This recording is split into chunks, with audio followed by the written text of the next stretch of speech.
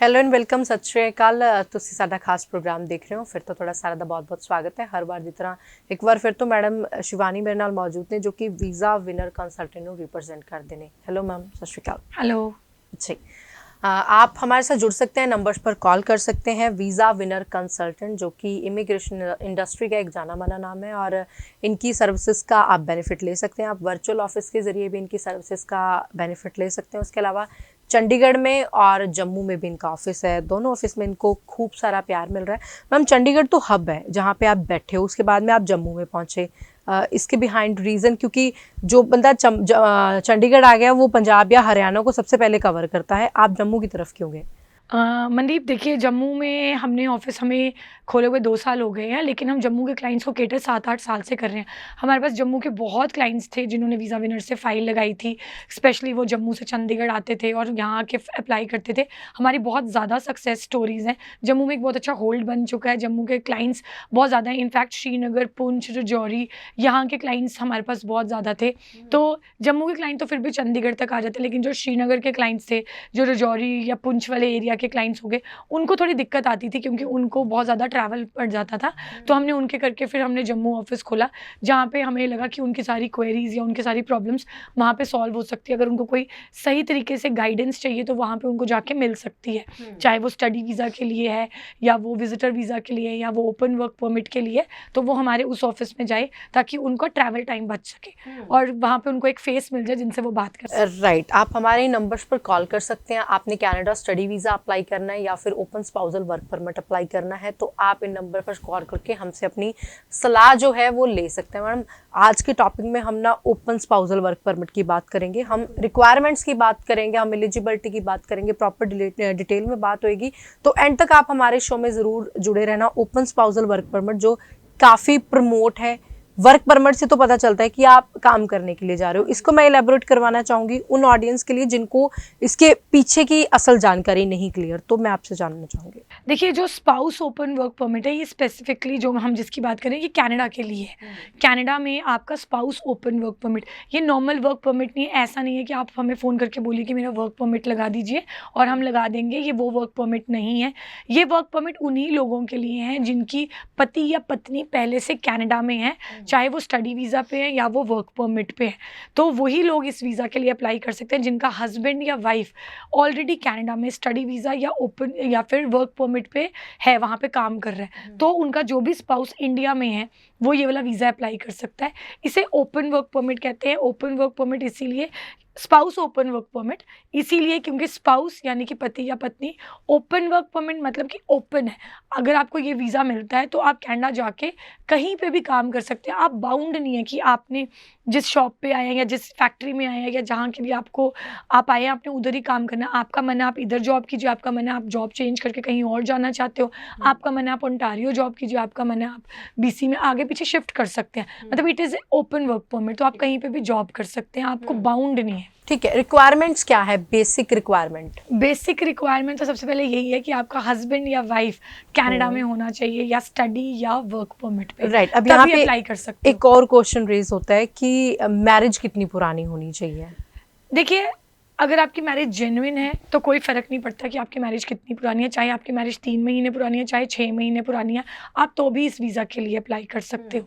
आपका 6 साल पुरानी मैरिज है तो भी आप अप्लाई कर सकते हो। आपके बच्चे हैं, आप तो भी अप्लाई कर सकते हो। जेन्युइनिटी का प्रूफ कहाँ से होगा? देखिए, जेन्युइनिटी का प्रूफ तो आपके डॉक्यूमेंट्स ही दे सकते हैं। आपकी शादी 4 साल पुरानी है या आपकी शादी 2 महीने पुरानी है, उससे जेन्युइनिटी का प्रूफ आपको डॉक्यूमेंट्स देने पड़ेंगे। अगर आप प्रूव कर सकते हो 2 महीने पुरानी शादी को भी कि आपका रिलेशनशिप जेन्युइन है, तो आपको तो भी वीज़ा मिल जाएगा। अगर आपकी रीसेंट शादी या आपकी अभी अभी शादी हुई और आपकी शादी होते ही आपकी वाइफ महीने में कनाडा चले गए और अब आप अपना वो वीज़ा लगाना चाहते हो स्पाउस ओपन वर्क परमिट, तो आपको कोई ज़रूरत नहीं है कि आपका रिलेशनशिप पुराना नहीं है तो आपको वेट करना पड़ेगा। आप इमीडिएटली भी अप्लाई कर सकते हो, आपका वीज़ा आने के अच्छे चांसेस हैं। लेकिन आपकी रिलेशनशिप जेन्युइन होनी चाहिए। ऐसा नहीं है कि आपकी रिलेशनशिप जेन्युइन नहीं है या फिर आपके पास डॉक्यूमेंट्स नहीं है प्रूव करने के लिए, वो भी एक बहुत बड़ा रीज़न हो सकता है। राइट, क्वालिफिकेशन का कितना प्रभाव है? अगर मेन एप्लीकेंट है जो वो चला गया कनाडा, यहाँ पे जो उसका स्पाउस है उसकी एजुकेशन कैसी होनी चाहिए? जो अभी तक जो जर्नली हमने देखा है, आपका स्पाउस अगर वहाँ मास्टर्स पे गया है या बैचलर पे गया है, और यहाँ वाला जो स्पाउस है जिसने वीज़ा लगाना है, अपना स्पाउस ओपन वर्क परमिट लगाना है, वो चाहे 10th पास है या 12th पास है, ज़्यादा फ़र्क नहीं पड़ता। हाँ, वो यहाँ पे करता क्या है उससे ज़रूर फ़र्क पड़ता है कि वो यहाँ पे जॉब कर रहा है, यहाँ पे बिजनेस कर रहा है, हमारे पास डॉक्यूमेंट्स होने चाहिए। आपका जो कनाडा में स्पाउस है उसकी कुछ भी क्वालिफिकेशन है और आपका उसका कोई मैच नहीं है, तो भी आपकी फ़ाइल पे उसका फ़र्क नहीं पड़ेगा। आपकी शादी नई है, आपकी शादी पुरानी है, उसका भी फ़ाइल पे कोई असर नहीं पड़ता। डॉक्यूमेंट्स होने चाहिए, जस्टिफाई करने के लिए डॉक्यूमेंट्स होने चाहिए, प्रूव करने के लिए, और वेल एक्सप्लेन्ड फाइल होनी चाहिए। मतलब कोई ज़रूरी नहीं है कितनी पुरानी मैरिज होगी, कोई ज़रूरी नहीं है आपकी क्वालिफिकेशन क्या है, पर ये ज़रूरी हो सकता है कि जैसे मैंने एक बार किसी कंट्री की मैं डिस्कस कर रही थी तो मुझे पता चला था कि जो मेन एप्लीकेंट है वो अगर मास्टर्स के लिए जाएगा तो ही वो अपने स्पाउस को साथ कैरी करेगा, या रिसर्च प्रोग्राम के लिए जाएगा तो ही अपने स्पाउस को साथ लेके जा सकता है। वो है। कनाडा में है कुछ? कनाडा में ऐसा नहीं है, कनाडा में ऐसा कुछ भी नहीं है। कनाडा में आपकी रिलेशनशिप जेन्युइन होनी चाहिए, आपके पास डॉक्यूमेंट सारे होने चाहिए, आपके पास प्रूव करने के लिए होना चाहिए कि आपका जो स्पाउस है उनका और आपका शादी कब हुई। आपके पास गवर्नमेंट का जो मैरिज सर्टिफिकेट होता है गवर्नमेंट ऑफ इंडिया का, अगर आप जम्मू एंड कश्मीर से हैं तो आपका वहाँ की गवर्नमेंट का जो सर्टिफिकेट है मैरिज सर्टिफिकेट वो आपके पास होना चाहिए। वो आपकी फाइल का एक मैंडेटरी डॉक्यूमेंट है, वो लगेगा ही लगेगा। दूसरी चीज़, आपकी जो वाइफ है या आपका जो हस्बैंड है जो कनाडा में पढ़ रहे हैं वो गवर्नमेंट कॉलेज में होने चाहिए। वो प्राइवेट कॉलेज में अगर होंगे तो आपका ये वीज़ा नहीं लग सकता। आपको वो जो आपका कैंडिडेट जो भी स्पाउस कनाडा में है उनकी गवर्नमेंट कॉलेज में एडमिशन हुई होनी चाहिए। उनका कोर्स कितनी देर का है उससे भी फ़र्क नहीं पड़ता। अगर आपका जो स्पाउस है उसको गए हुए 2-3 महीने हुए हैं तो आप आराम से अपना वीज़ा अप्लाई कर सकते हैं, या फिर आप उनके जाते ही 10 दिन के बाद भी अप्लाई कर सकते हैं। स्टेटस क्या होना चाहिए वहाँ पे? वर्क परमिट पर होना चाहिए जैसे PSW पर हो स्पाउस मेन एप्लीकेंट, या फिर स्टडी के दौरान भी अप्लाई? हाँ, यही दोनों स्टेटस होने चाहिए। दोनों स्टेटस होने चाहिए। अगर वो वहाँ पे वर्क परमिट पे है तो भी आप अप्लाई कर सकते हो, अगर वो वहाँ पे स्टडी वीज़ा पे है तो भी कर सकते हो। जनरली क्या होता है कि जब आप अपना वीज़ा अप्लाई करते हो, पहले वाइफ अपना वीज़ा अप्लाई करती है, वाइफ का स्टडी वीज़ा लग जाता है, वाइफ चले जाती है। उसके बाद स्पाउस, जब आपकी वाइफ कॉलेज ज्वाइन कर लेती है उसके बाद ही हस्बैंड का वीज़ा लग सकता है। हम तभी अप्लाई करते हैं, वीज़ा विनर कंसल्टेंट्स में फ़ाइल तभी अप्लाई होती है जब आपकी वाइफ वहाँ पे एक बार स्टडी वीज़ा उन्होंने वहाँ पे अपनी स्टडी शुरू कर ली है। तो एक तो ये रीज़न हो गया, आप इस पे जा सकते हो। उसके बाद कभी कभी क्या होता है कि लड़की कनाडा में पढ़ रही है, वो वहाँ से आती है और वो लड़के से यहाँ पे शादी करती है और फिर वो चली जाती है। उस केस में क्या होता है कि अगर लड़की चले गई है तो आपकी शादी के हमारे पास जेन्युइन डॉक्यूमेंट्स होने चाहिए। आपका मैरिज सर्टिफिकेट होना चाहिए, आपकी शादी की फ़ोटोग्राफ्स वगैरह ये सारे डॉक्यूमेंट्स होने चाहिए, रिलेशनशिप प्रूफ होना चाहिए। उसके बाद जब लड़की वहाँ चले गई है उसके जाने के बाद आप अपना वीज़ा अप्लाई कर सकते हो, चाहे वो वहाँ पे वर्क परमिट पे है या चाहे वो वहाँ पे स्टडी वीज़ा में है। उससे आपकी फ़ाइल को कोई प्रॉब्लम नहीं है। वर्किंग राइट्स क्या है ओपन स्पाउसल वर्क परमिट के कैंडिडेट को? इनके फुल टाइम वर्किंग राइट्स हैं, आप पूरा टाइम जॉब कर सकते हो, आपको कोई उसमें रोक टोक नहीं, कोई मनाही नहीं है। ओपन स्पाउसल वर्क परमिट में PR हो सकते हैं आप? हाँ बिल्कुल। जिस टाइम पे भी जो आपका मेन कैंडिडेट जो पहली बार गया हुआ है, जब वो अपनी PR फाइल करेगा, वो बीच में जब आपका भी नाम नोट करवा देगा, जब आपकी शादी हुई है और सारे डॉक्यूमेंट्स के साथ, तो आपकी भी PR साथ ही अप्लाई हो जाती है। तो आपके PR होने में कोई दिक्कत नहीं ओपन स्पाउसल वर्क परमिट और dependent visa both are same? Both are same. Okay, तो इसमें एक चीज हमने ये भी सुनी है कि इसका सक्सेस रेट पिछले कुछ टाइम में थोड़ा रिजेक्शन रेट जो था वो ज्यादा था, तो रिजेक्शन के बाद में कुछ चांसेस होते हैं दोबारा से अप्लाई करने के? देखिए, रिजेक्शन तो आप कभी भी कोई वीज़ा अप्लाई करते हैं, मैं एक सिंपल भाषा में बोलूँगी, अगर हम आज की डेट में बच्चा भी अपने पेरेंट्स से 4 बार कोई चीज़ मांगता है तो ज़रूरी नहीं है वो पहली बार में हाँ कर दें, कभी दूसरी बार में बोलते हैं, कभी तीसरी बार में हाँ बोलते हैं। वैसे ही ये चीज़ है कि अगर आप अपना कोई भी वीज़ा अप्लाई कर रहे हो, ज़रूरी नहीं है कि वो आपको फर्स्ट टाइम में मिल जाए, लेकिन अगर फर्स्ट टाइम में नहीं मिला तो उसमें आपको निराश होने की इतनी ज़रूरत नहीं होती कि मेरा वीज़ा रिजेक्ट हो गया। अगर ओपन स्पाउस वर्क परमिट में आपकी रिजेक्शन आ गई है या आपका वीज़ा नहीं लगा, तो आप उसको सेकंड टाइम भी अप्लाई कर सकते हो, थर्ड टाइम भी अप्लाई कर सकते हो, लेकिन आपको उसका मेन कारण जानने की ज़रूरत है। क्योंकि जर्नली क्या होता है कि जो स्पाउस ओपन वर्क परमिट है उसके जो कारण होते हैं रिफ्यूज़ होने के, वो पहला कारण होता है कि आपकी रिलेशनशिप जेन्युइन नहीं है। अगर जेन्युइन भी थी तो क्या शायद आपने वो अच्छे से एक्सप्लेन नहीं की, वो चीज़ भी हो सकती है। दूसरा कारण ये हो सकता है कि आपके फंड्स जेन्युइन नहीं थे। अगर आप वीज़ा विनर कंसल्टेंट्स आते हैं और वीज़ा विनर कंसल्टेंट से अपनी फ़ाइल अप्लाई कराते हैं, तो हमारे जो काउंसलर्स हैं वो आपको वेल एक्सप्लेन करेंगे कि कैसे आप अपना केस स्ट्रॉन्ग बना सकते हैं। हमारा बहुत अच्छा ट्रैक रिकॉर्ड है और इसमें हमने बहुत सारे सक्सेस स्टोरीज डिलीवर की हैं, जो कि आप हमारे फेसबुक पे, इंस्टाग्राम पे, यूट्यूब पे देख सकते हैं। हमारे जम्मू के ही बहुत इन हंड्रेड्स हमारे वीज़ा लगे हैं, तो आप वो देख सकते हैं कि किन किन के लगे हैं। पहले दिन से लेकर वीज़ा अप्रूव होने का टोटल ड्यूरेशन क्या है, प्रोसेसिंग टाइम क्या है, और इसमें भी कुछ एक स्टेप हैं, जैसे स्टडी वीज़ा के अलग से स्टेप्स होते हैं कि आपको सबसे पहले ऑफर लेटर अप्लाई करना है, उसके बाद में आपके अलग अलग जो पैरामीटर्स हैं उन पर आपको खरे उतरना है। देखिए बिल्कुल इसमें इसका ड्यूरेशन जो अभी चल रहा है वो तो मिनिमम 45 डेज़, मतलब 20-25 डेज से शुरू करके 45 डेज में आपका वीज़ा आ रहा है। कोई ही केस होता है रेयरली जो 2 महीने या 3 महीने के बाद जिसका रिजल्ट आता है, बट जर्नली 45 दिनों में पति का या पत्नी का, जो उन्होंने भी अपना स्पाउस ओपन वर्क परमिट लगाया है, उनका हमारे पास से वीज़ा विनर कंसल्टेंट से वीज़ा आ रहा है, तो इतनी कोई प्रॉब्लम नहीं है। अगर पहले रिजेक्टेड केस भी है तो भी सक्सेस रेट ठीक है। इसमें कुछ चीज़ों का ध्यान रखने की ज़रूरत है। इसमें एम्बेसी कभी कभी आपका इंटरव्यू भी बोल देती है। अगर उनको आपके किसी डॉक्यूमेंट पे या उनको आपके रिलेशनशिप पे डाउट है तो वो आपको इंटरव्यू के लिए भी बुला सकते हैं। डाउट होने के रीज़न कौन कौन से हो सकते हैं? डाउट होने का रीज़न ये हो सकता है कि उनको लग रहा है कि शायद आपने शादी जेन्युइन नहीं की है, शायद आपने सिर्फ क्योंकि लड़की कनाडा में है और वो पढ़ रही है तो आपने सिर्फ कनाडा जाने के लिए उस लड़की से शादी की है। तो अगर वो चीज़ें आपकी फाइल ही एक्सप्लेन करती है, अगर उनको लग रहा है एम्बेसी को, वीज़ा ऑफिसर को इस पर डाउट है, तो वो आपको किसी भी टाइम इंटरव्यू के लिए बुला सकते हैं, फेस टू फेस इंटरव्यू। तो वो जो इंटरव्यू है आपका जो है दिल्ली एम्बेसी में जाके होता है, वहाँ पे आपको वो इंटरव्यू देना पड़ता है। अगर आप अच्छे हैं बोलने में, अगर आपकी रिलेशनशिप जेन्युइन है या डॉक्यूमेंट्स जेन्युइन है, तो आप आराम से अगर आप अपना इंटरव्यू देंगे। वीज़ा विनर कंसल्टेंट्स जो है वो अपने पूरे क्लाइंट्स को पूरी तरह से वेल प्रिपेयर करता है इंटरव्यू के लिए कि आप कैसे इंटरव्यू दे सकते हैं, तो इतनी डरने की बात नहीं है। जैसे पहले आपने जिक्र किया था कि अगर आप पब्लिक कॉलेज में जाएंगे तो ही वीज़ा लगने के ज़्यादा चांसेस हैं, प्राइवेट कॉलेज के कम है। बहुत सारे केसेस में हमने ये देखा है कि वो प्राइवेट कॉलेज में जा चुके हैं, अब क्या वहां पर जाके उनको अपना कॉलेज चेंज करना पड़ेगा, या फिर कोई ना कोई रास्ता फिर आगे जाके निकल जाता है, या पब्लिक प्राइवेट कॉलेज में भी कुछ अलग से कोई कैटेगरी है कि इन कॉलेज को वीज़ा दे देंगे हम? देखिए जो प्राइवेट कॉलेज हैं, अगर आपका स्पाउस प्राइवेट कॉलेज में पढ़ रहा है तो वीज़ा लगने के चांसेस बहुत ही कम है। तो बिल्कुल ना के बराबर ही आप मानिए, क्योंकि जो आपका स्पाउस कनाडा में प्राइवेट कॉलेज पढ़ रहा है उसके पास खुद ही वर्किंग राइट्स नहीं है, वो खुद ही काम नहीं कर सकता, तो वो आपको कैसे बुला सकता है। तो आपने सबसे पहले ये चीज़ देखनी है कि जब भी अगर आप प्लान कर रहे हैं हस्बैंड वाइफ दोनों मिलके कि हमने अपना स्पाउस ओपन वर्क परमिट लगाना है, हमने दोनों ने कपल वीज़ा लगाना है, पहले वाइफ जाएगी और बाद में हस्बैंड जाएगा, तो आपने कुछ चीज़ों का ये ध्यान रखना है कि पहले जो आपकी वाइफ जा रहे हैं वो गवर्नमेंट कॉलेज में ही स्पेसिफिकली जाएं। आप बिल्कुल रिस्क मत लीजिए उनको प्राइवेट कॉलेज भेजने का, क्योंकि अगर आपने उन्हें प्राइवेट कॉलेज भेजा तो आप बिल्कुल फंस जाएंगे। वो तो चले जाएंगे अगर उनका वीज़ा आ गया, लेकिन जो भी स्पाउस इंडिया में है उसका वीज़ा लगना मुश्किल हो जाएगा, उसका वीज़ा आने के चांस कम है, क्योंकि वर्किंग राइट्स आपको तभी मिलेंगे जब आपके स्पाउस के पास वर्किंग राइट्स हैं। ठीक है, आपका जो DLI नंबर है वो आपको उससे चेक कर सकते हो कि क्या आपका स्पाउस जिस कॉलेज में है उसके पास वर्किंग राइट्स हैं या नहीं है।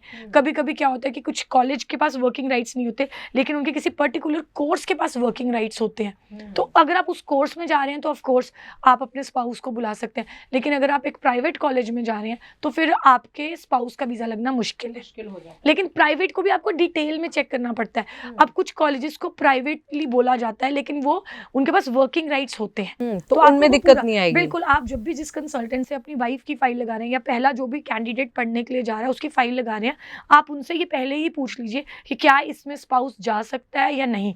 या फिर आप कोशिश कीजिए, जैसे वीज़ा विनर कंसल्टेंट में जर्नली क्या होता है कि हमारे से ही वाइफ की फाइल लगती है और हमसे ही बाद में हस्बैंड की फाइल लगती है, तो हमें पता होता है कि दोनों ने हमारे साथ पास से जाना है। हम उनको इस तरीके से उनकी पहली फाइल प्रिपेयर करते हैं कि हस्बैंड की भी फाइल वीज़ा ईजिली आ जाए, तो उनकी फाइल ही ऐसी बनाई जाती है, पहले वाले कैंडिडेट की भी और दूसरे की भी।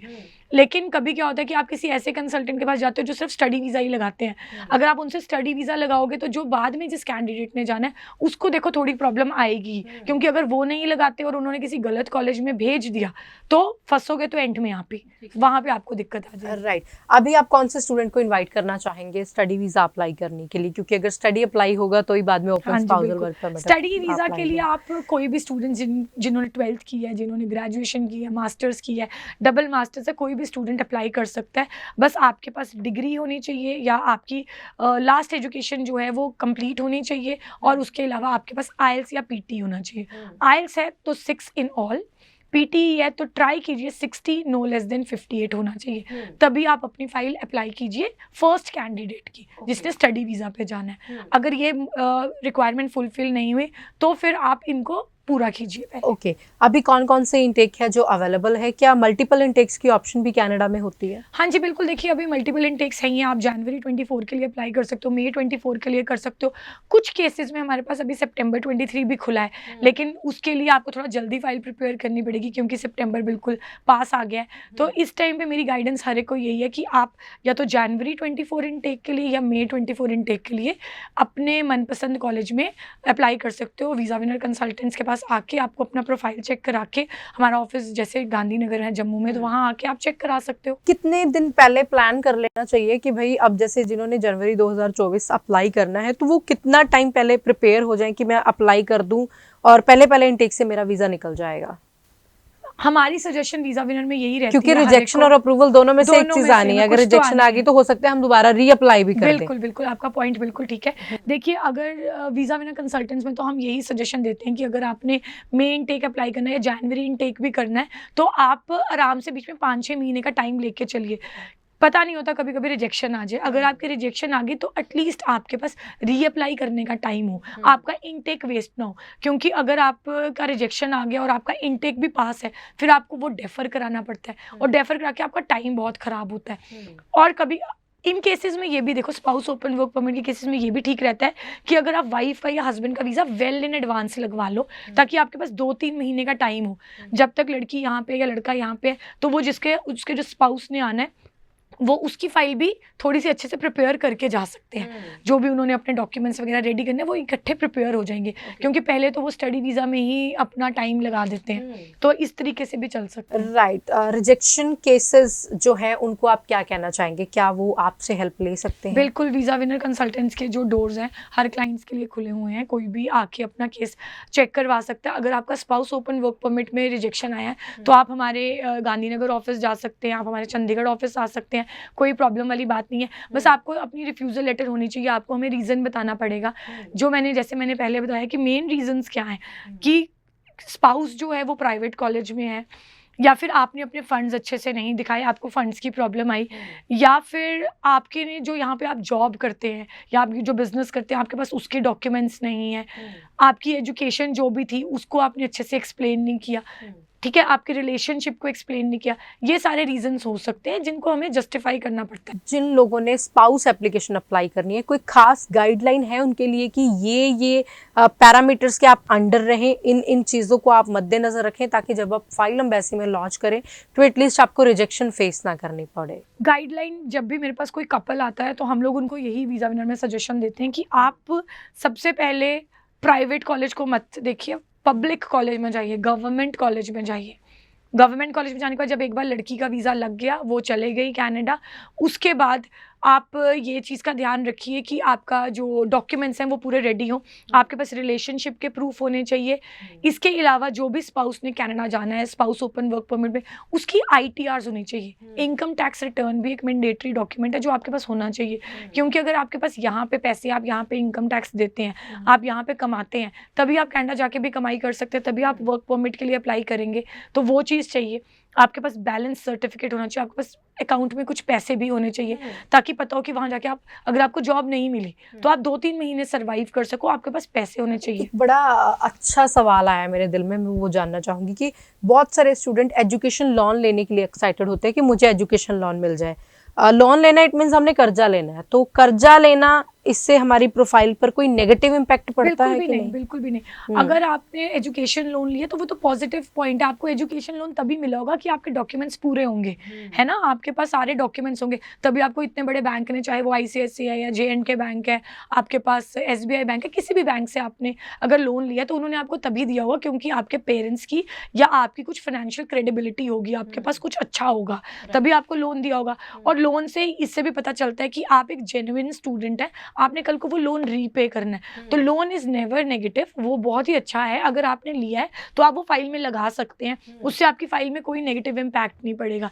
बाकी अगर किसी बच्चे का वीज़ा रिफ्यूज़ हो जाता है, वो किसी भी कंसल्टेंट के पास जाएगा, तो जितने कंसल्टेंट्स के पास जाएगा, जितने मुंह है उतनी ही बातें हैं, तो वो किसी भी तरीके से बच्चे को कुछ बोलेंगे और फिर क्या होता है कि बच्चा कंफ्यूज हो जाता है। कोई भी चीज़ नेगेटिव नहीं है, आप उसको नेगेटिवली नहीं ले सकते। आपके पास में कुछ स्कॉलरशिप के ऑप्शंस हैं, आप स्टूडेंट को स्कॉलरशिप भी दिलवाते हैं? देखिए, जिन बच्चों के 80 to 90% वाले मार्क्स होते हैं, जैसे 12th में रीसेंट पास आउट है, 90% मार्क्स है या 85% पर सब्जेक्ट मार्क्स है, तो वो बच्चों के लिए कुछ कॉलेजेस में स्कॉलरशिप की ऑप्शंस हैं। वो अगर उन कॉलेजेस में अप्लाई करते हैं तो उन्हें स्कॉलरशिप मिल सकती है गवर्नमेंट कॉलेजेस हमारे में। जम्मू के क्लाइंट्स के लिए वीज़ा विनर कंसल्टेंट क्या क्या सर्विसेज प्रोवाइड कर रहा है और ये सर्विसेज जो है वो कैसे ग्रैप ले सकते हैं, आपसे कैसे कनेक्ट हो सकते हैं? देखिए, वीज़ा विनर कंसल्टेंट्स जो जम्मू के क्लाइंट्स हैं उनके लिए we are doing study visa में हम कर रहे हैं, हम विजिटर वीज़ा कर रहे हैं, विजिटर या टूरिस्ट वीज़ा किसी भी कंट्री का। उसके अलावा हम कनाडा का स्पाउस ओपन वर्क परमिट कर रहे हैं। इसके अलावा हम बहुत ही जल्द जो है एक IELTS और PTE भी शुरू कर रहे हैं और इसके साथ साथ एक हम स्कॉलरशिप भी लेके आ रहे हैं सारे जम्मू के बच्चों के लिए जो ये सब कुछ करना चाहते हैं। उसका एक स्पेसिफिकली हम अलग से एक उनको अनाउंस करेंगे, it is too soon to announce. जो वो स्कॉलरशिप, जैसे कुछ बच्चे हैं जो थोड़े वीक फैमिली से होते हैं, फाइनेंशियली वीक फैमिली से होते हैं, तो लेकिन वो कनाडा जाना चाहते हैं, तो उनकी उससे शायद कुछ हेल्प हो पाए, तो हम अपने प्रोग्राम के अंडर, स्कॉलरशिप प्रोग्राम के अंडर उन बच्चों की हेल्प करेंगे, तो वो बच्चों के लिए भी हेल्प हो जाएगी। राइट। एक गैप बहुत बड़ा क्वेश्चन है जिसका सोल्यूशन बहुत कम देखने को मिलता है। आप गैप वाले बच्चों को क्या सजेशन देंगे? अगर बच्चों का गैप है, स्टडी वीज़ा के लिए अप्लाई कर रहे हो और उनका गैप है, ठीक है, जिसमें आपने कल को अपना स्पाउस ओपन वर्क परमिट भी अप्लाई करना है और वाइफ का गैप है, तो उससे आपको परेशान होने की ज़रूरत नहीं है। जो स्टडी वीज़ा है वो ईजिली अप्लाई हो जाता है। गैप से कोई फ़र्क नहीं पड़ता। गैप से ना मेन एप्लीकेंट को फ़र्क पड़ता है जो स्टडी वीज़ा पे जा रहे हैं, ना हस्बैंड को फ़र्क पड़ता है जो उन्होंने बाद में जाना है स्पाउस ओपन वर्क परमिट पे। स्पाउस ओपन वर्क परमिट में जो कैंडिडेट जा रहा है, अगर उसका अपनी एजुकेशन में गैप है या उसकी परसेंटेज कम थी या उसकी क्वालिफिकेशन थोड़ी लो है, उससे उसके केस में ज़्यादा फ़र्क नहीं पड़ता है, क्योंकि आप स्पाउस ओपन वर्क परमिट जा रहे हो, वो वीज़ा आपको रिलेशनशिप बेस पे मिलना है। तो आपने ये रखना है। कभी कभी क्या होता है कि स्पाउस ओपन वर्क परमिट में क्लाइंट्स को थोड़ा टाइम लग जाता है वीज़ा आने में, तो हमारी सजेशन उनको ये रहती है कि तब भी आप थोड़ा सा पेशेंस रखिए, नॉर्मल रहिए। उस केस में आप ऐसा नहीं है कि आप हस्बैंड वाइफ आपस में लड़ पड़ें या फिर आप एक दूसरे से नेगेटिव हो जाएं। अगर आपका वीज़ा नहीं लग रहा है या आपको थोड़ा टाइम लग रहा है इंडिया में, तो भी आपकी रिलेशनशिप मेंटेन्ड ही रहनी चाहिए, क्योंकि आपने अल्टीमेटली तो उनके पास जाना है। आजकल हम ये बहुत सुनते हैं कि आप अपने सोशल मीडिया पे बहुत ज़्यादा एक्टिव हो और आप एक दूसरे के साथ फोटोग्राफ्स शेयर करें, आपकी चैट्स जो हैं वो होनी बहुत ज़रूरी है, तो इम्पैक्ट पड़ता है इन चीज़ों का भी प्रोफाइल? अगर रीसेंट रिलेशनशिप है तो ठीक है, थोड़ा सा तो फ़र्क पड़ता ही है, लेकिन अगर रिलेशनशिप पुरानी है, अगर जेन्युइन मैरिज भी है, तो आप देख लीजिए जैसे एक नॉर्मल हस्बैंड वाइफ अपनी सोशल मीडिया पे फ़ोटो लगाते हैं, उतना भी है तो चल जाएगा। ऐसा नहीं है कि आप रोज़ जो कर रहे हैं आपको वो चाहिए।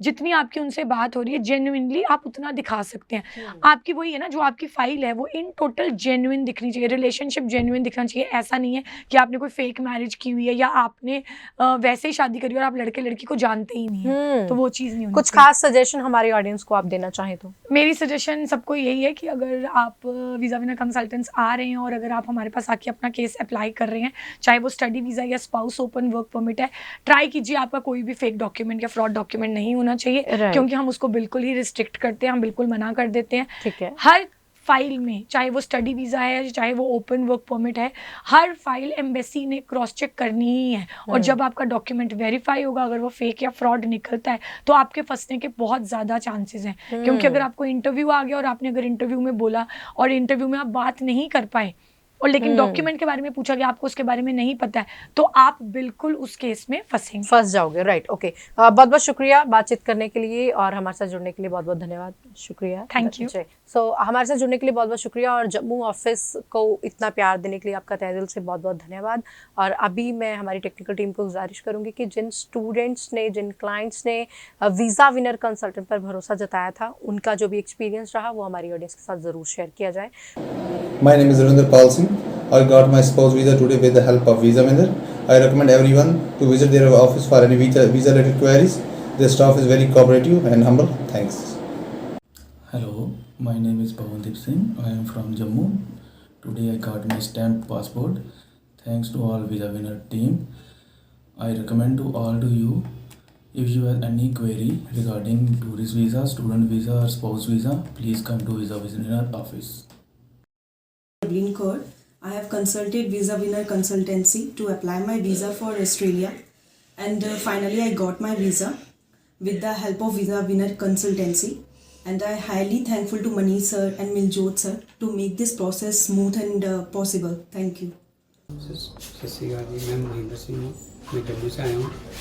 तो हमारी बहू रानी का वीज़ा आ चुका है 3-4 महीने तक, तो हमें बहुत खुशी है।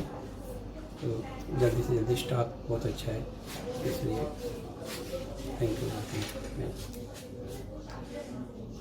ਸਤਿ ਸ਼੍ਰੀ ਅਕਾਲ, ਮੇਰਾ ਨਾਮ ਵਿਕਰਮਜੀਤ ਸਿੰਘ ਤੇ ਮੈਂ ਪਟਿਆਲੇ ਤੋਂ ਆ ਤੇ ਮੇਰਾ ਓਪਨ ਵਰਕ ਪਰਮਿਟ ਆਇਆ ਹੈ ਤੇ ਮੈਂ ਅੱਜ ਪਾਸਪੋਰਟ ਲੈਣ ਆਇਆ ਸੀ ਵੀਜ਼ਾ ਵਿਨਰ ਵਾਲਿਆਂ ਕੋਲੋਂ। ਤੇ ਮੈਂ ਸਾਰਿਆਂ ਨੂੰ ਰਿਕਮੈਂਡ ਕਰਦਾ ਵੀ ਇਹਨਾਂ ਦੀ ਸਰਵਿਸ ਬਹੁਤ ਵਧੀਆ, ਇੱਕ ਵਾਰੀ ਜ਼ਰੂਰ ਵਿਜ਼ਿਟ ਕਰੋ। Thank you. ਸਤਿ ਸ਼੍ਰੀ ਅਕਾਲ, ਮੇਰਾ ਨਾਮ ਅਮਨਪ੍ਰੀਤ ਸਿੰਘ, ਮੈਂ ਰੋਪੜ ਤੋਂ ਬਿਲੋਂਗ ਕਰਦਾ। ਅੱਜ ਮੇਰਾ ਸਪਾਊਸ ਵੀਜ਼ਾ ਸਟੈਂਪ ਹੋ ਕੇ ਆ ਗਿਆ ਤੇ ਮੈਂ ਵੀਜ਼ਾ ਵਿਨ ਦਾ ਧੰਨਵਾਦ ਕਰਦਾ। ਮੈਂ ਸਾਰਿਆਂ ਨੂੰ ਰეკਮੈਂਡ ਕਰਦਾ ਵੀ ਇੱਕ ਵਾਰੀ ਵਿਜ਼ਿਟ ਜ਼ਰੂਰ ਕਰੋ। Thank you. ਸਤਿ ਸ਼੍ਰੀ ਅਕਾਲ ਜੀ, ਮੇਰਾ ਨਾਮ ਅਮਰਿਤਪਾਲ ਸਿੰਘ ਹੈ।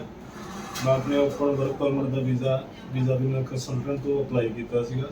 ਮੇਰੀ ਵਾਈਫ ਦਾ ਵੀਜ਼ਾ ਵੀ ਪਹਿਲਾਂ ਇਹਨਾਂ ਦੇ ਥਰੂ ਹੀ ਆਇਆ ਹੋਇਆ। ਜੇ ਕਿਸੇ ਨੂੰ ਕੋਈ ਵੀ ਵੀਜ਼ਾ ਰਿਲੇਟਡ ਕੋਈ ਵੀ ਕੁਐਰੀ ਹੈ ਤਾਂ ਇਹਨਾਂ ਕੋਲ ਜ਼ਰੂਰ ਕੰਟੈਕਟ ਕਰਿਓ। ਅੱਜ ਮੈਨੂੰ ਆਪਣਾ ਸਟੈਂਪ ਕੀਤਾ ਹੋਇਆ ਪਾਸਪੋਰਟ ਨਸੀਬ ਹੋਇਆ। ਥੈਂਕ ਯੂ ਜੀ। ਹੈਲੋ ਦੋਸਤੋ, ਸਤਿ ਸ਼੍ਰੀ ਅਕਾਲ। ਮੇਰਾ ਨਾਮ ਸੁਖਦੀਪ ਸਿੰਘ ਹੈ। ਮੈਂ ਪਿੰਡ ਕੌਂਕੇ ਕਲਾਂ, ਤਹਿਸੀਲ ਜਗਰਾਉਂ, ਜ਼ਿਲ੍ਹਾ ਲੁਧਿਆਣੇ ਤੋਂ ਬਿਲੋਂਗ ਕਰਦਾ ਹਾਂ। ਮੇਰਾ ਪਹਿਲਾਂ ਆਸਟ੍ਰੇਲੀਆ ਤੋਂ ਇੱਕ ਵਾਰੀ ਰਿਫਿਊਜ਼ ਹੋ ਚੁੱਕਾ ਹੈ ਤੇ ਫਿਰ ਮੈਨੂੰ ਕਿਸੇ ਤੋਂ ਪਤਾ ਲੱਗਿਆ ਕਿ ਚੰਡੀਗੜ੍ਹ ਵੀਜ਼ਾ ਵਿਨਰ ਕੰਸਲਟੈਂਟ ਵਾਲੇ ਨੇ, ਉਹਨਾਂ ਤੋਂ ਮੈਂ ਆਪਣੀ ਫਾਈਲ ਲਗਵਾਈ ਸਪਾਊਸ ਓਪਨ ਵਰਕ ਪਰਮਿਟ, ਜਿਨ੍ਹਾਂ ਨੇ ਕੁਛ ਹੀ ਦਿਨਾਂ ਵਿੱਚ ਮੇਰਾ ਵੀਜ਼ਾ ਲਗਵਾ ਕੇ ਦਿੱਤਾ। ਇਹਨਾਂ ਦੀ ਸਾਰੀ ਟੀਮ ਬਹੁਤ ਹਾਰਡ ਵਰਕ ਆ ਤੇ ਮੈਂ ਸਾਰਿਆਂ ਨੂੰ ਇਹੀ ਰਿਕਮੈਂਡ ਕਰੂੰਗਾ ਕਿ ਕਿਸੇ ਵੀ ਕਿਸਮ ਦੀ ਕੋਈ ਵੀ ਇਨਕੁਆਇਰੀ ਆ, ਚਾਹੇ ਕੋਈ spouse open work permit, visitor visa ਜਾਂ ਸਟੱਡੀ ਵੀਜ਼ਾ, ਪਲੀਜ਼ ਤੁਸੀਂ ਇਹਨਾਂ ਕੋਲ ਆਓ ਤੇ ਆਪਣਾ ਵੀਜ਼ਾ ਪ੍ਰਾਪਤ ਕਰੋ। Thank you very much. ਮੇਰਾ ਨਾਮ ਮਨਪ੍ਰੀਤ ਸਿੰਘ ਹੈ ਜੀ, ਮੈਂ ਰਤੀਆ ਹਰਿਆਣਾ ਤੋਂ ਬਿਲੋਂਗ ਕਰਦਾ। ਮੇਰਾ ਜੋ ਕਿ case open spouse work permit ਸੀ, ਮੈਂ visa winner consultant private limited ਤੋਂ ਅਪਲਾਈ ਕੀਤਾ। ਮੈਂ ਆਪਣਾ ਵੀਜ਼ਾ ਓਨਲੀ 30 ਦਿਨਾਂ ਯਾਨੀ ਕਿ 1 ਮੰਥ ਦੇ ਵਿੱਚ ਪ੍ਰਾਪਤ ਕੀਤਾ। ਇਹਨਾਂ ਦੀ ਸਰਵਿਸ ਬਹੁਤ ਹੀ ਵਧੀਆ ਹੈ। ਜੇ ਕਿਸੇ ਨੇ ਸਟੱਡੀ ਵੀਜ਼ਾ ਜਾਂ open spouse work permit apply ਕਰਨਾ, ਇੱਕ ਵਾਰੀ ਇਹਨਾਂ ਕੋਲ ਵਿਜ਼ਿਟ ਜ਼ਰੂਰ ਕਰੋ। ਇਹਨਾਂ ਦੀ ਬਹੁਤ ਹੀ ਵਧੀਆ ਸਰਵਿਸ ਆ ਤੇ ਛੇਤੀ ਤੋਂ ਛੇਤੀ ਵੀਜ਼ਾ ਬਹੁਤ ਹੀ ਵਧੀਆ ਤਰੀਕੇ ਦੇ ਨਾਲ ਦਵਾ ਕੇ ਦਿੰਦੇ। Thank you. ਸਤਿ ਸ਼੍ਰੀ ਅਕਾਲ ਜੀ, ਮੇਰਾ ਨਾਮ ਰਮਨਦੀਪ ਸਿੰਘ ਆ ਤੇ ਮੈਂ ਲੁਧਿਆਣੇ ਜ਼ਿਲ੍ਹੇ ਤੋਂ ਬਿਲੋਂਗ ਕਰਦਾ ਹਾਂ। ਪਹਿਲਾਂ ਮੈਂ ਬਾਹਰੋਂ ਇੱਕ ਵਾਰ ਵੀਜ਼ਾ ਲਗਵਾਇਆ ਸੀਗਾ, ਜਿੱਥੋਂ ਮੇਰਾ ਰਿਜੈਕਟ ਹੋ ਗਿਆ। ਦੂਜੀ ਵਾਰੀ ਮੈਂ ਆਪਣਾ ਵੀਜ਼ਾ ਵਿਨਰ ਦੇ ਥਰੂ ਲਗਵਾਇਆ ਹੈ ਤੇ ਮੇਰਾ ਬਹੁਤ ਹੀ ਜਲਦ ਸਪਾਊਸ ਵੀਜ਼ਾ ਲੱਗ ਕੇ ਆ ਗਿਆ ਹੈ। ਅੱਜ ਮੇਰਾ ਪਾਸਪੋਰਟ ਸਟੈਂਪ ਹੋ ਗਿਆ ਹੈ ਤੇ ਮੈਂ ਸਾਰੀ ਟੀਮ ਦਾ ਬਹੁਤ ਬਹੁਤ ਧੰਨਵਾਦ ਕਰਦਾ ਹਾਂ ਤੇ ਮੈਂ ਤੁਹਾਨੂੰ ਵੀ ਸਾਰਿਆਂ ਨੂੰ ਇਹੀ ਰਿਕਮੈਂਡ ਕਰਦਾ ਹਾਂ ਕਿ ਤੁਸੀਂ ਵੀ ਆਪਣਾ ਵੀਜ਼ਾ ਵਿਨਰ ਦੇ ਥਰੂ ਲਗਵਾਓ। Thank you. ਮੇਰਾ ਨਾਮ ਅਮਰਜੀਤ ਸਿੰਘ ਹੈ, ਮੈਂ ਗੜਸ਼ੰਕਰ ਤੋਂ ਬਿਲੋਂਗ ਕਰਦਾ। ਪਹਿਲਾਂ ਮੇਰੀ ਰਿਫਿਊਜ਼ਲ ਸੀ ਤੇ ਵੀਜ਼ਾ ਵਿਨਰ ਦੀ ਟੀਮ ਦੀ ਹੈਲਪ ਨਾਲ ਮੇਰਾ ਸਪਾਊਸ ਵੀਜ਼ਾ ਆਇਆ। ਥੈਂਕਸ ਜੀ। ਮੇਰਾ ਨਾਮ ਅਨਮੋਲ ਸ਼ਰਮਾ, ਮੇਰਾ ਓਪਨ ਵਰਕ ਪਰਮਿਟ 22 ਦਿਨਾਂ ਦੇ ਵਿੱਚ ਆਇਆ ਜੀ ਤੇ ਮੇਰੇ ਫੈਮਿਲੀ ਦੇ ਵਿੱਚ ਵੀ ਮੇਰੇ ਵਾਈਫ ਦਾ, ਮੇਰੇ ਸਾਡੂ ਦਾ, ਹੋਰ ਮੇਰੇ 2 ਫਰੈਂਡਸ ਦਾ ਵੀ ਵੀਜ਼ਾ ਆਇਆ ਇਹਨਾਂ ਤੋਂ ਹੀ। ਤੇ ਮੈਂ ਰਿਕਮੈਂਡ ਕਰਦਾ ਜੀ ਤੁਹਾਨੂੰ ਕਿ ਵੀਜ਼ਾ ਵਿਨਰ ਚੰਡੀਗੜ੍ਹ ਤੋਂ ਹੀ ਤੁਸੀਂ ਆਪਣੀ ਫਾਈਲ ਲਓ। ਸਤਿ ਸ਼੍ਰੀ ਅਕਾਲ ਜੀ, ਮੇਰਾ ਨਾਮ ਰਵਿੰਦਰ, ਮੈਂ ਪਠਾਨਕੋਟ ਦੇ ਰਹਿਣ ਵਾਲਾ। ਅੱਜ ਰਿਫਿਊਜ਼ਲਾਂ ਬਾਅਦ ਅੱਜ ਮੇਰਾ ਵੀਜ਼ਾ ਲੱਗ ਕੇ ਆਇਆ। 1 ਮਹੀਨੇ ਦੇ ਵਿੱਚ ਮੇਰਾ ਵੀਜ਼ਾ ਲੱਗ ਕੇ ਆਇਆ। ਮੈਂ ਸਾਰਿਆਂ ਨੂੰ ਇਹ ਰਿਕਮੈਂਡ ਕਰਦਾ ਕਿ ਜਿਹਨੇ ਵੀ ਆਪਣੀ ਫਾਈਲ ਲਗਵਾਉਣੀ ਹੈ, ਇੱਕ ਵਾਰੀ ਵੀਜ਼ਾ ਵੀ ਲੈ ਕੰਸਲਟ ਕਰੋ। ਧੰਨਵਾਦ ਜੀ।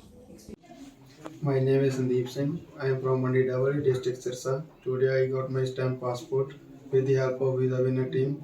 Now I thank to Visa Winner team for visa. Hello ਸਤਿ ਸ਼੍ਰੀ ਅਕਾਲ ਜੀ, ਮੇਰਾ ਨਾਮ ਸਿੰਗਰਾ ਸਿੰਘ ਹੈ, ਮੈਂ ਖੰਨੇ ਤੋਂ ਬਿਲੋਂਗ ਕਰਦਾ। ਮੈਂ ਚੰਡੀਗੜ੍ਹ ਵੀਜ਼ਾ ਵਿਨਰ ਤੋਂ ਆਪਣੇ ਸਪਾਊਸ ਓਪਨ ਵਰਕ ਪਰਮਿਟ ਦੀ ਫਾਈਲ ਲਗਾਈ ਸੀ, ਜੋ ਕਿ ਮੇਰਾ 20 ਡੇਜ਼ ਦੇ ਵਿੱਚ ਵੀਜ਼ਾ ਆਇਆ ਹੈ। ਇਸ ਲਈ ਮੈਂ ਸਭ ਨੂੰ ਰਿਕਮੈਂਡ ਕਰਦਾ ਹਾਂ ਕਿ ਤੁਸੀਂ ਵੀ ਇੱਕ ਵਾਰ ਵੀਜ਼ਾ ਵਿਨਰ ਜ਼ਰੂਰ ਵਿਜ਼ਿਟ ਕਰੋ। Thank you visa winner. ਸਤਿ ਸ਼੍ਰੀ ਅਕਾਲ, ਮੇਰਾ ਨਾਮ ਕੁਲਦੀਪ ਸਿੰਘ ਹੈ, ਮੈਂ ਲਖੀਮਪੁਰ ਖੀਰੀ ਤੋਂ ਬਿਲੋਂਗ ਕਰਦਾ, ਯੂਪੀ ਤੋਂ। ਮੈਂ ਆਪਣੀ ਫਾਈਲ ਦਿੱਤੀ ਸੀ ਵੀਜ਼ਾ ਵਿਨਰ ਵਾਲਿਆਂ ਨੂੰ, ਸਪਾਊਸ ਓਪਨ ਵਰਕ ਪਰਮਿਟ। ਅੱਜ ਮੇਰਾ ਵੀਜ਼ਾ ਲੱਗ ਕੇ ਆ ਗਿਆ ਹੈ, ਪਾਸਪੋर्ट ਮੈਨੂੰ ਅੱਜ ਰਿਸੀਵ ਹੋ ਗਿਆ है। तो अगर तुसी भी किसी ने फाइल लगवानी है, एक बार जरूर विजिट करो। तो प्रोग्राम कैसा लगा, आप अपना फीडबैक भी हमें शेयर कर सकते हैं कमेंट सेक्शन के राਹੀਂ, या फिर आप हमें कॉल करके भी अपनी सलाह दे सकते हैं। फिर से हाजिर होंगे, ध्यान रखिए, नमस्कार।